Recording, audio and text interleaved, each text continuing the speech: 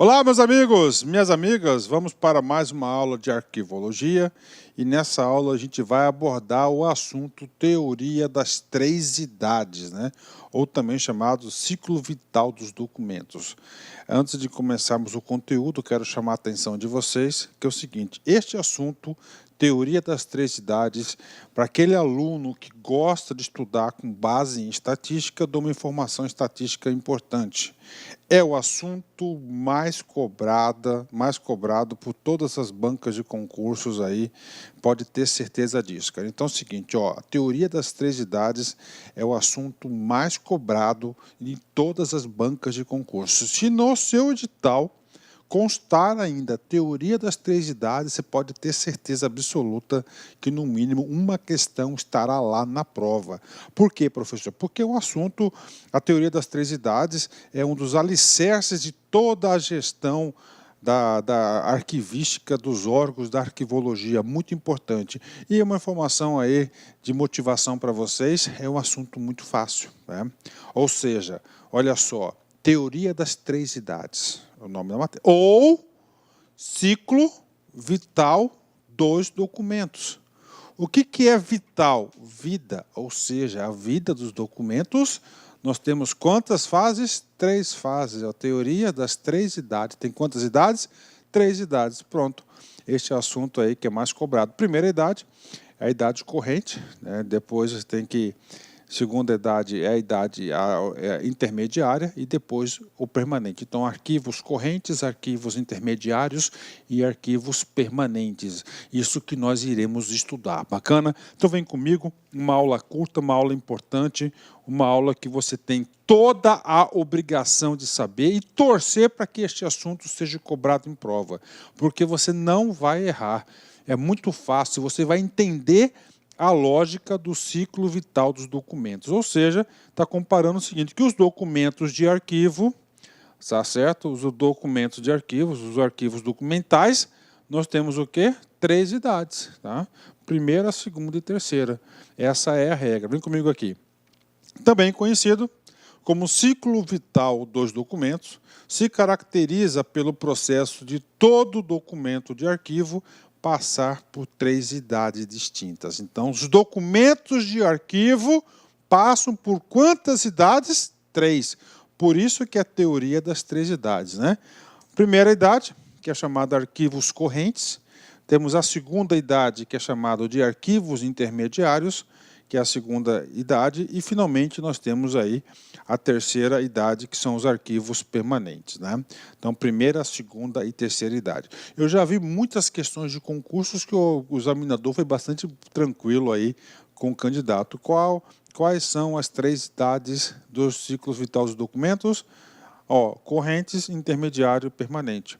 O examinador pode cobrar da seguinte maneira: qual que é a segunda idade dos ciclos vitais dos documentos? Você vai falar arquivos intermediários. Pronto, assim que vai cair na sua prova, pode cair na sua prova. Se cair assim, você está feito, né? Vem cá, quero explicar para vocês, né? Vamos lá, antes da gente ir para esse quadro aqui, eu quero dar um panorama geral da aula para vocês. Olha só, ciclo vital dos documentos. Um arquivo documental, ele guarda o que? A informação. Ele tem a informação, tem um valor testemunhal, tem um valor probatório, tem um valor administrativo, não é isso? Então é o seguinte, vem comigo aqui. Só para você entender o ciclo, depois a gente vai passar detalhe a detalhe disso que eu vou falar para vocês. Vamos supor que você está lá na sua repartição, tá? Na sua repartição, ok? Está lá na sua repartição e você está produzindo um documento. Ah, professor, qual documento? Ah, você faz parte da comissão de licitação do seu órgão. Está lá. Comissão de licitação. O quê? Uma função administrativa, burocrática, né? Entre outros. Estou dando um exemplo normal, um exemplo.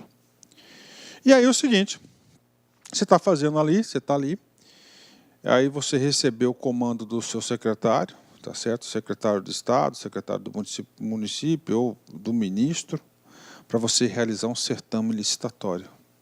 Tudo bem, está lá o pedido e você começa a produzir documentos, né? Documentos de arquivo para o processo de licitação. Você não faz isso em um dia, tá? São várias fases, né? Então, você vai produzindo aquele documento. Esses documentos do processo, quando nasceu, qual que é? Arquivo corrente. Ele é um arquivo corrente.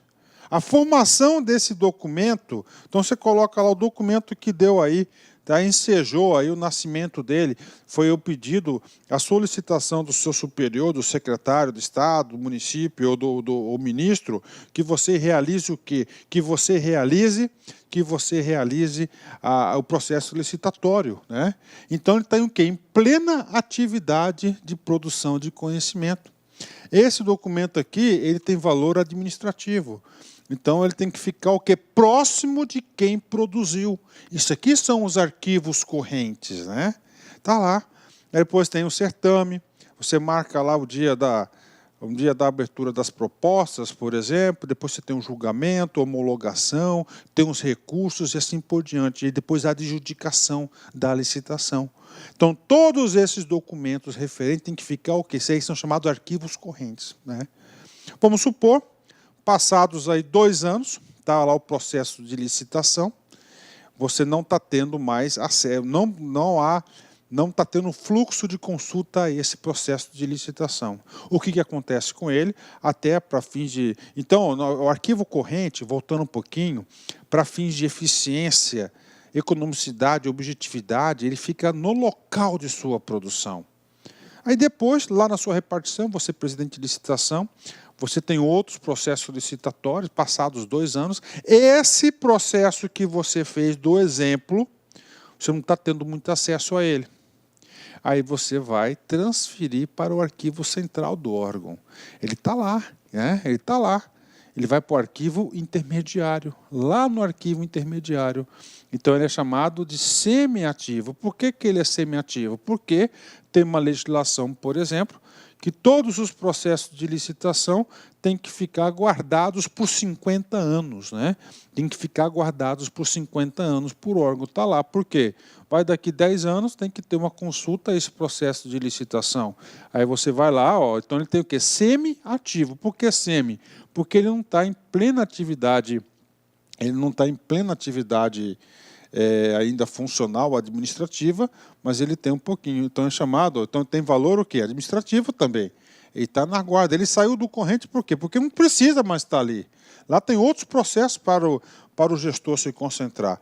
Passados 50 anos, por exemplo, faça uma avaliação, fala, nossa, essa aqui é uma licitação muito importante, essa licitação ela tem valor histórico para o nosso povo, para o órgão, enfim. Ele vai ser o quê? Vai ser recolhido para o arquivo permanente. Ele vai para o arquivo permanente. Ele vai para o arquivo permanente. Esse processo de licitação agora ele tem a atividade, ele é inativo. Por que inativo? Porque ele não tem atividade administrativa. Ele passa a ter valor histórico. Bacana? Então, essa aqui é o resumo da teoria das 3 idades, ok? Esse aqui é o resumo da teoria das 3 idades que nós temos aqui.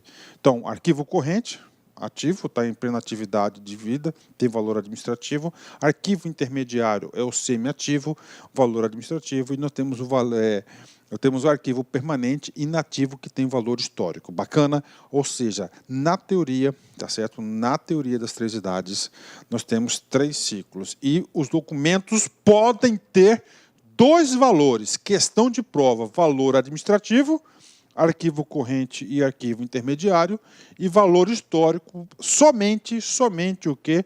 O arquivo permanente. Olá, meus amigos, minhas amigas, sou o professor Luiz Antônio Carvalho, estou aqui para fazer um convite muito especial para vocês, um convite para você acessar o nosso site laconcurso.com.br, porque lá nós preparamos um super curso online para o processo seletivo da Unemat 2018. Nosso curso, ele atende 100% ponto a ponto do edital para o cargo de agente universitário, gente. São 74 vagas, a remuneração... Puta que pariu! Agente universitário, 74 vagas, é isso mesmo.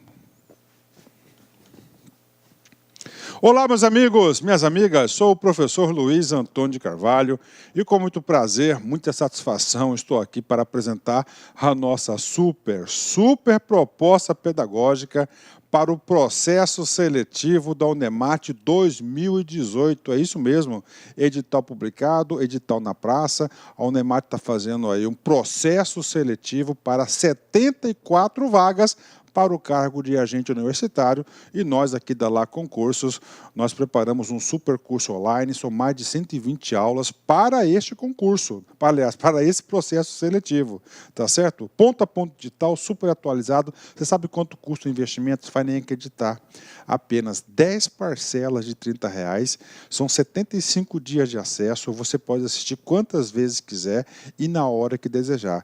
Mas a cerejinha do bolo, aquilo que vai fazer realmente você ficar competitivo, é o nosso projeto pedagógico. Aqui na Lá Concurso nós temos o nosso personal coach. Personal significa pessoal e coach significa treinador. Então você vai ter uma meta de estudos todos os dias até a véspera da prova. Cumpriu a meta, cumpriu sua obrigação, pagou sua obrigação aí, pagou seu compromisso com o seu futuro, com certeza ficará competitivo para esse processo seletivo. Espero vocês. Um forte abraço, fique com Deus. Tchau, tchau. Clique lá.